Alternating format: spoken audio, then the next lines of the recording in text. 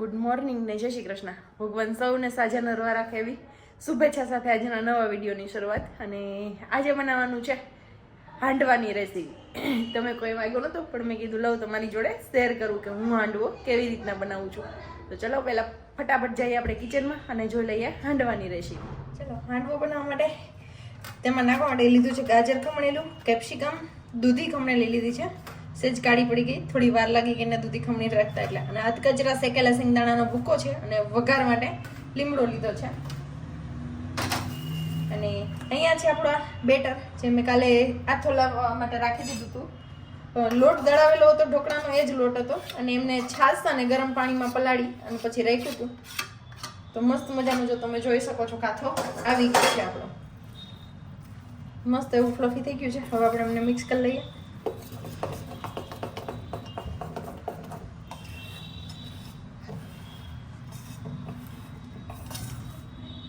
અને હવે આપણે એમને આ મોટા બાઉલમાં લઈ લેશું, કેમ કે આમાં પેલું વેજીટેબલ્સ બધું નાખશું તો આપણે આવશે નહીં આમાં બધું.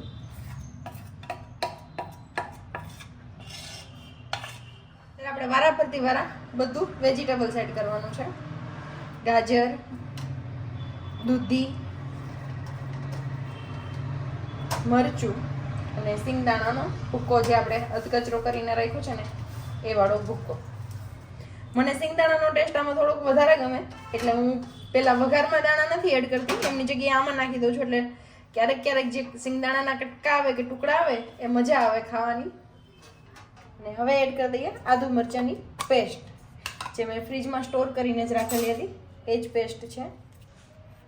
તો થોડી એવી પેસ્ટ. પછી તો આપણે તીખાશ જેવી રીતની ખાવી હોય એ મેન્ટેન કરવાની, કેમ કે હાંડવાનો ટેસ્ટ થોડુંક તીખો ગળ્યો અને ખટાશ પડતો હશે તો જ મજા આવશે તમને.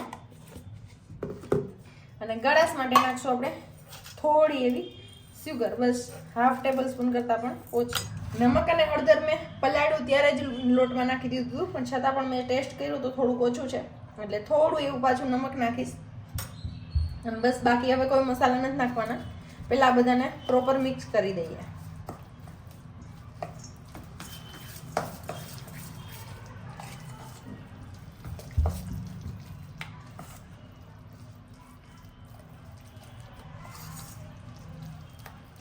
બેટર છે એમના હું 2 ભાગ કરી લઈશ, કેમ કે હું નાના નાના એવા બનાવીશ. મારી આગળ હાંડવા મેકર નથી એટલે હું એમાં નથી બનાવતી. હાંડવાની કઢાઈ જે આવે એમાં હું પેલું જે આપણી આગળ નોનસ્ટિકનું પેન હોય ને લીડવાળું, ઢાંકણવાળું મીન્સ કે એમાં જ બનાવીશ.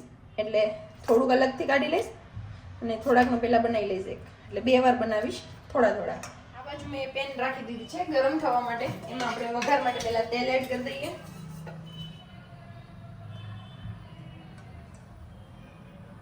સ્પિંચ જેટલો ખાવાનો સોડા એડ કરીશું. એમના પર થોડું એવું 1 ચમચી જેટલું પાણી એડ કરી દઈશું. તેલ આપણું ગરમ થઈ ગયું છે તો આપણે એમાં રાઈ,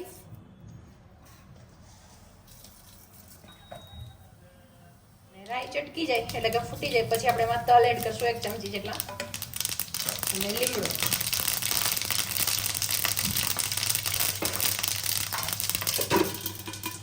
અને સેજ એટલે હિંગ નાખી અને ઢાંકણ ઢાંકી દીધું, કેમ કે આ બધે ઉડે છે એટલા માટે.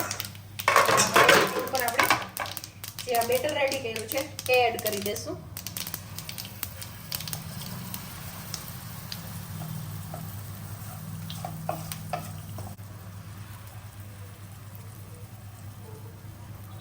બહુ પતલો એવો નહીં કરીએ, સેજ એટલો જ ફેલાવીશ એમ રાખી દઈશું. અને એમની નીચે હું આ જે આપણે રોટલીની લોઢી આવે તો એ જ રાખી દઈશ અને સ્લો ટુ મીડિયમ ફ્લેમ ઉપર આપણે એને પાકવા દઈશું 20 મિનિટ જેટલું.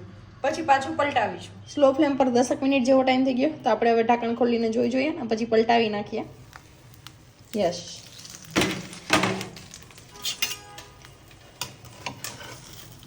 ચલો નીચેથી પણ મસ્ત ક્રિસ્પી થઈ ગયો છે. તો હવે પહેલાં અમને પલટાવવાનો છે.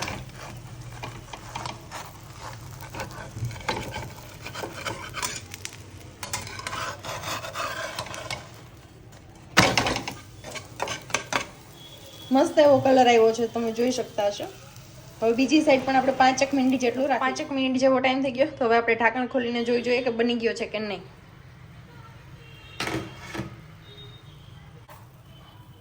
ચલો બંને સાઈડથી મસ્ત એવો ચડી ગયો છે આપણો હાંડવો. જો આ બાજુ પણ કલર આવી ગયો છે મસ્ત એવો. તો હું તમને કટ કરીને બતાવીશ કે કેટલો સોફ્ટ બન્યો છે. આપણે કટ કરી લઈએ હાંડવાને.